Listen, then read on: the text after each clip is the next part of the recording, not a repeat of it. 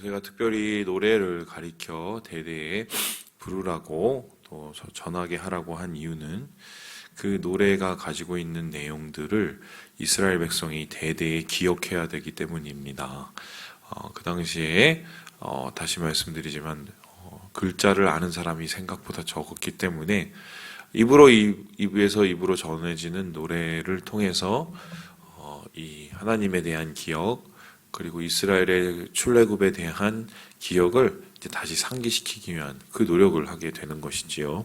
어제는 우리가 이 모세의 노래에 담긴 이제 하나님의 모습을 보았습니다. 하나님은 반석과 같으시고, 또 하나님은 독수리와 같으시고, 또 하나님은 아버지 같으신 분. 그것을 기억하자, 이렇게 얘기를 했는데요. 오늘은 그러한 하나님 앞에 이스라엘 백성은 어떤 모습이었을까? 이스라엘 백성의 모습을 이제 고발하고 있습니다. 그런데 이제 놀라운 게, 읽어보시면 알겠지만, 이게 이때까지 이스라엘 백성들이 보였던 모습이기도 하지만, 앞으로 이스라엘 백성이 가나안에 들어가서 보일 모습이기도 합니다. 거의 오늘 말씀을 읽어보면 이미 모든 것을 다 아는 듯한 거의 예언에 가까운 노래를 하게 되는 것이죠. 그래서 이제 어떤 학자들은 이거는 모세가 쓴 게 아니라 나중에 이스라엘 백성들이 바벨론에 끌려갔었을 때 그때 회개하면서 쓴 거다, 이렇게 주장하시는 분들도 있습니다. 왜냐하면은 내용이 너무 많이 그 다음의 내용하고 비슷하기 때문인데요. 그런데 이걸 생각해 보면은 이렇게 우리가 관심을 가질 수 있겠죠. 첫 번째로 뭐냐면, 하나님께서 모세를 통해서 미래를 보게 하신 거죠. 모세가 예언자의 눈을 가지고 이스라엘 백성의 앞으로의 모습을 보았기 때문에 그들에게 필요한 모습, 얘기들이 뭔지, 그들이 저지를 앞으로 죄가 뭔지를 분명히 알지 않았겠습니까? 그러니까 거기에 대한 예방책으로 이 노래를 부르게 했다, 이렇게 볼 수 있고요. 두 번째는 뭐냐면, 그게 그렇습니다. 굳이 예언자의 눈을 가지지 않더라도 사실 사람은 지금 모습을 혹은 과거에 살았던 모습을 잘 보면 미래가 보입니다. 제 말이 맞나요? 틀리나요? 이런 거죠. 잘 안 변해요. 사람들은 자기의 한계가 있고 또 자기가 가지고 있는 고유의 또 부족함들이 있기 때문에 그것을 잘 벗어나기가 어렵습니다. 심지어 예수 믿는 사람들조차도 제대로 예수를 믿지 않으면 그냥 계속 도돌림표에 도루묵 먹고 계시는 분들이 정말 많죠. 저분은 맨날 요래, 저분은 맨날 이래. 그게 그냥 하나도 틀리지 않게 왜 그럴까? 왜 그럴까? 저는 이제 그런 생각을 해봤는데, 사람이 변화하려면 불편해져야 됩니다. 맞습니까? 예. 불편하지 않으면 변할 수가 없어요. 생각을 해보세요. 안 불편한데 못하러 그냥 쭉 가죠. 자기를 깨닫고 돌아보고 또 자기에 대해서 뭔가 변화되기 원하려면은 지금의 우리의 상황이 뭔가 불편해야 됩니다. 그 불편해야 거기에서부터 모든 문제의식이 시작이 되거든요. 야, 이거 내가 왜 이러지? 내가 지금 상황이 왜 이러지? 아, 내가 그래서 그런가? 내 이 모습 때문에 그런가? 아니면 내가 그렇게 해서 그런가? 이 고민을 하게 되고, 그러한 불편함 끝에 이제 자기 자신을 보게 되고, 그리고 하나님에 대한 생각을 하게 되고, 그러면서 뭔가 변화가 일어나게 마련인데, 그냥 너무 편하게 내비두고 가만히 놔두면 그냥 가만히 오히려 더 나빠지는 게 그 인간이에요. 제가 보니까 그래요. 저부터. 그래서 이스라엘 백성의 이런 모습을 하나님께서 아셨기 때문에 그 성품 그대로 있으면 어떻게 되리라는 게 뻔히 보이는 겁니다. 그러니까 이 노래는 자연스러울 수밖에 없다, 저는 그렇게 생각을 하게 되는데요. 오늘 우리가 살펴볼 그 이스라엘의 이 뻔뻔한 모습, 변하지 않는 모습, 이스라엘의 그 한계, 그것을 보면 뭐 당연히 귀추되는 이야기고요. 그리고 이에 대해서 그렇다면 하나님은 어떻게 얘기하시나? 이것을 한번 우리가 좀 살펴보면 하나님의 은혜가 보인다. 뭐 이렇게 얘기할 수가 있겠습니다. 자, 그러면 오늘 이 노래에 담긴 이스라엘 백성의 모습은 어떤 모습일까? 우리 함께 15절의 말씀을 같이 한번 읽어보도록 하겠습니다. 15절입니다. 예, 같이 한번 읽어보죠. 15절이요. 예. 안 되나요 또? 예, 시작. 그런데 여수르니 기름짐에 발로 찼도다. 내가 살찌고 비대하고 윤택함에 자기를 지으신 하나님을 버리고 자기를 구원하신 반석을 업신여겼도다. 예, 여기서 중요한 단어가 나오죠. 여수른이라는 단어입니다. 저 단어가 도대체 어떻게 생긴 단어인지는 잘 모릅니다. 그냥 두 가지인데 하나님께서 이스라엘 백성들을 가르칠 때 쓰는 말이에요. 이걸 일종의 별칭 뭐 이렇게 볼 수 있습니다. 그래서 이 단어를 그 70인역 그러니까 이 구약 성경을 나중에 한참 뒤에 지금 이걸 헬라어로 바꾸는 작업을 하거든요. 저기 유대인들이 그때 이 여수룬이라는 단어를 그냥 여수룬이라고 안 써놓고 야곱이라는 단어로 바꿔요. 그러니까 야곱이 기름짐에. 근데 이제 여수룬이라는 단어에 좀 담겨 있는 의미를 알게 되면 이 15절의 말씀이 조금 다르게 느껴지는데요.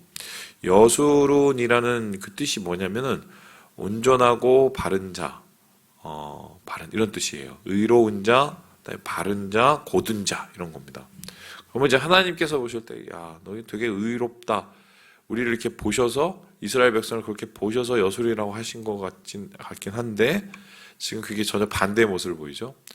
그렇게 했던 여수론이 기름지고 그리고 살찌고 비대하고 막 찔리죠. 예, 윤택하고 이렇게 하니까 어떻게 해요? 그 원래의 모습이 뒤바뀌어 보이죠. 의로운 모습, 좋았던 모습, 바랐던 모습이 하나님을 버리고 하나님을 업신여기는 전혀 말이 안 되는 모습으로 이제 변하게 되는 겁니다. 그래서 우리가 항상 고민을 해야 돼요. 어제의 좋았던 신앙이 오늘을 담보하지는 않습니다. 그렇죠? 어제의 내가 주님께 온전히 드렸던 고백이 오늘의 신앙을 담보하지는 않아요. 왜냐하면은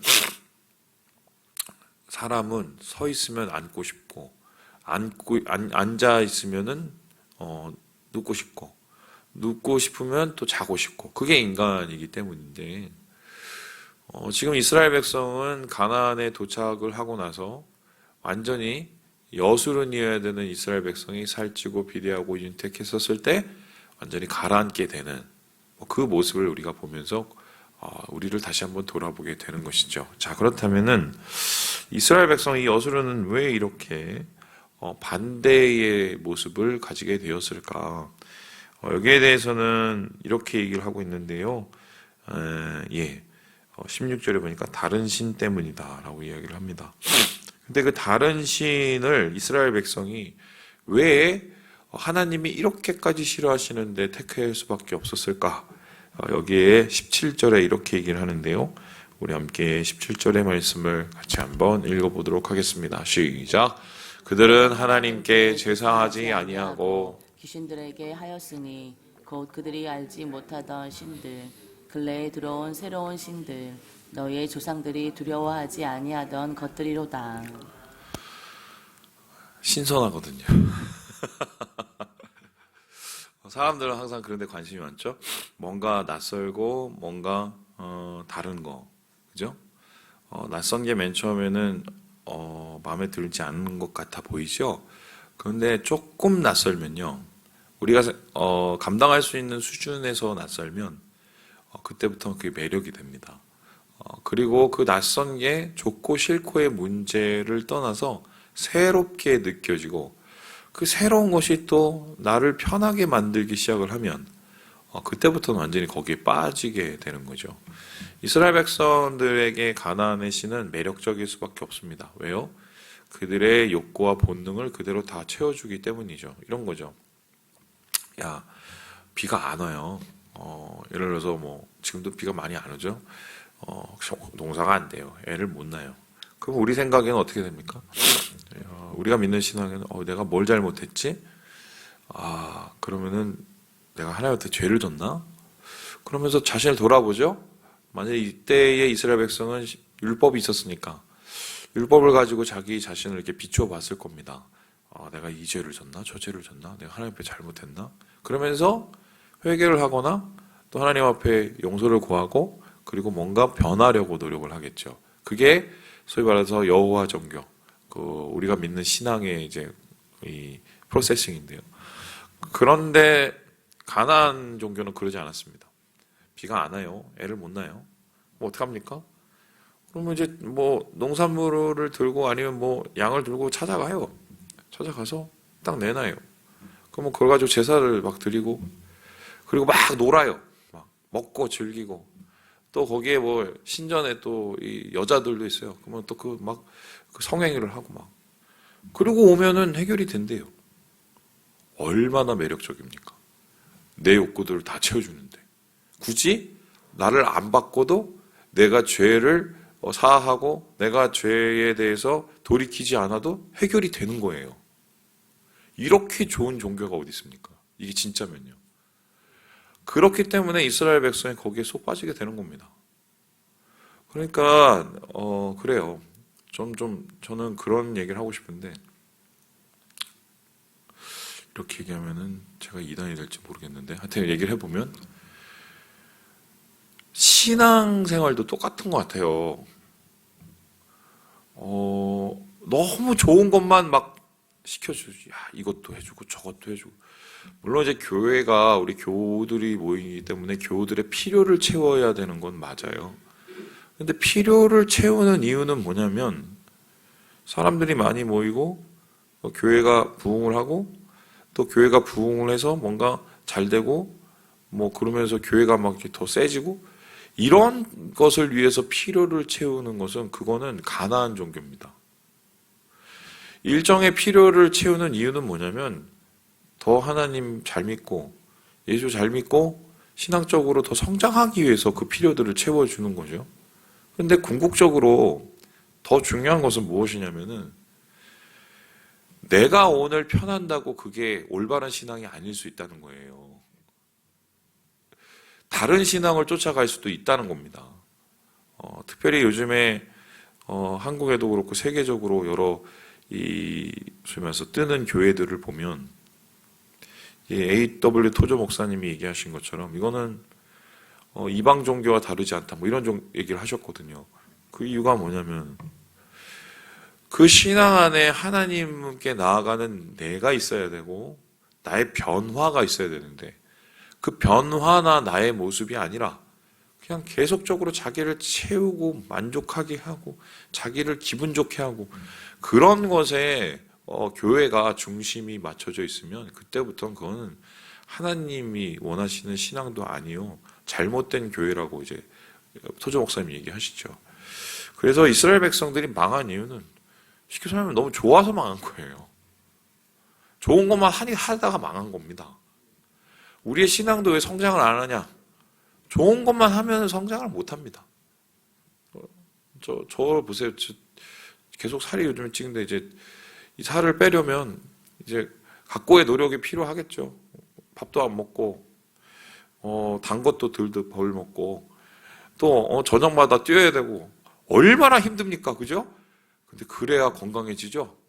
마찬가지입니다. 신앙도 우리에게 그런 시간이 필요하다. 근데 이스라엘 백성 그걸 놓쳐버린 거예요. 그래서 하나님께서 이들에 대해서 하실 수 있는 것은 이것인데요. 우리 함께 25절의 말씀을 같이 한번 읽어보도록 하겠습니다. 시작. 밖으로는 가래, 방 안에서는 놀람에 멸망하리니 젊은 남자도 처녀도 백발 노인과 함께 젖먹는 아위까지 그러하리로다. 주위에 있는 다른 민족을 통해서 심판하시는 겁니다. 그래서 심판에서 어떻게 해요? 밖에선 칼이 들어오고 그러니 안에서는 어떻게 놀라니까 막 안팎으로 괴로운 거죠. 그러면서 남녀노소 할 것 없이 모든 사람에게 이런 재앙이 미치게 된다라고 이야기를 하고 있습니다. 왜 이렇게 하겠습니까? 우리 하나님이 무슨 우리 못 되는 거를 즐기시는 분도 아니고 무슨 폭력을 행복해 하시는 분도 아닌데 왜 하나님께서 이런 일을 하셨는가? 결국 그거예요. 이렇게 놔두면 이스라엘 백성을 이런 가나안의 풍요 가운데 다른 신들 가운데 놔둬버리면 멸망당할 게 뻔하기 때문에, 그래서 하나님께서는 어쩔 수 없이 매를 드시는 거죠. 그러면 이 매가 죽이려고 시키는 매입니까? 살리려고 시키는 매입니까? 살리려고 하는 거죠. 불편하게 만드는 겁니다. 그래서 이를 통해서 하나님께서 하시는 일은 결국 이스라엘 백성을 다시 살리기 위함이다라는 것이고요. 사실은 이렇게 하나님의 매로 사용된 주위에 있는 민족들조차도 그들의 끝에는 하나님의 공의 앞에 무너지는 이 이야기가 오늘 전체적으로 이스라엘 백성에게 얘기하는 모습이다, 이렇게 볼 수 있습니다. 자, 그렇다면 오늘 말씀을 통해서 우리가 깨닫게 되는 것은 무엇일까? 살이 안 찌려면 어떻게 해야 됩니까? 예? 좀 음식도 줄이고 막 해야 되겠지만, 모든 그 다이어트 하시는 분들, 다이어트 학자들하고 얘기할까요? 다이어트 업계에 계신 분들이 하는 얘기가 있습니다. 매일매일 아침마다 어디에 올라가라고요? 예, 체중계에 올라가야 돼요. 살이 방치되고 계속 찌는 거는 체중계에 안 올라가기 때문입니다. 싫은 거죠. 올라가면 다 드러나니까. 우리의 영적인 것도 마찬가지입니다. 내가 영적인 수준에서 더 이상 무너지지 않기 위해선 매일매일 영적인 체중계에 올라가야 돼요. 영적인 체중계라는 것은 말씀 앞에 나를 비춰보는 거죠. 그러지 않으면 나도 모르게 자꾸 편한 데만 찾고 자꾸 내가 좋은 것을 위해서 살고, 그러면서 하나님과는 전혀 반대의 길을 갈 수가 있다. 그래서 우리의 모습을 이스라엘 백성을 통해서 다시 비추어 보므로 오늘 가운데 하나님이 원하시는 변화가 무엇인지를 깨달아야겠습니다. 주님 안에서 변화되어 새로운 길을 가시는 은혜로운 하루가 되시길 주님의 이름으로 축원합니다.